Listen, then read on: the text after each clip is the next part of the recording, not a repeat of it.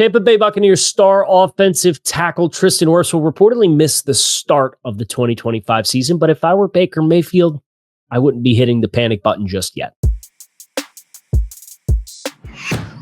I'm Kyle Krabs with A to Z Sports, and anytime you have a four-time Pro Bowl offensive tackle who unceremoniously leaves the starting lineup for a period of time, yeah, it's going to change the perception of the unit that you're trotting out onto the field. And make no mistake, Tristan Wirfs is one of the best offensive tackles in the game, regardless of whether you're playing on the left or the right side of the unit. Wirfs underwent arthroscopic knee surgery, and minor additional damage was found to his knee, which has complicated his recovery timeline, and according to Rick Stroud of the Tampa Bay Times, has him on pace to miss the start of the regular season.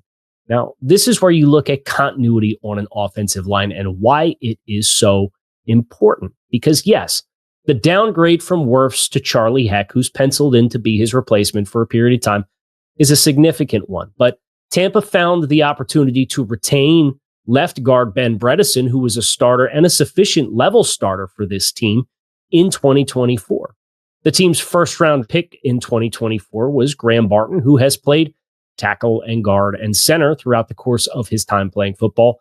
And he mans the center position for Tampa Bay. If you ever got into a pinch, that positional flexibility could potentially bail you out in a game. But Barton, going into year two and having last year as a full-time on-task opportunity at center, should be an ascending talent with a first-round pedigree. And then you have the right side of the Bucs offensive line, where you have Cody Mauch and Luka Decky as two players that are quality starters on the other side of the line.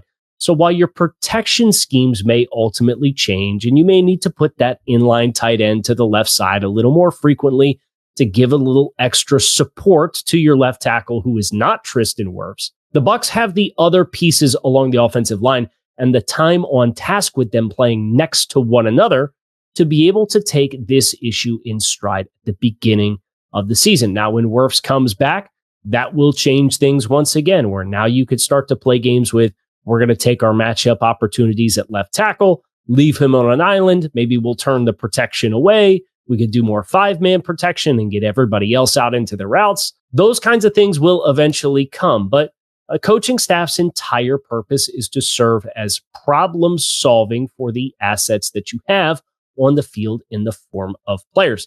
Tampa does have a new offensive coordinator this year with Josh Grizzard. Liam Cohn, of course, obviously took the head coach job in Jacksonville, and Dave Canales, who had that job in 23, left to take the head coaching job in Carolina the year before. But you're getting several months of notice for this significant problem. The Bucs can go through the entirety of training camp with this problem-solving issue in the back of their mind.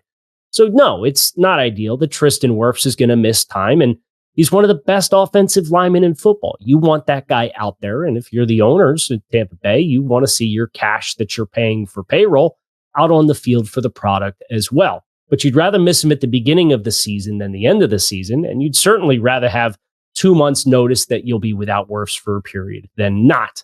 So Baker Mayfield, coming off of a career year in 2024 and boasting one of the league's best wide receiver rooms, 1 through 4, should be just fine in 2025. And soon before long, Tristan Wirfs should make a triumphant return, in which case everybody should feel a little bit better about the other 4 members of this starting line in Tampa Bay.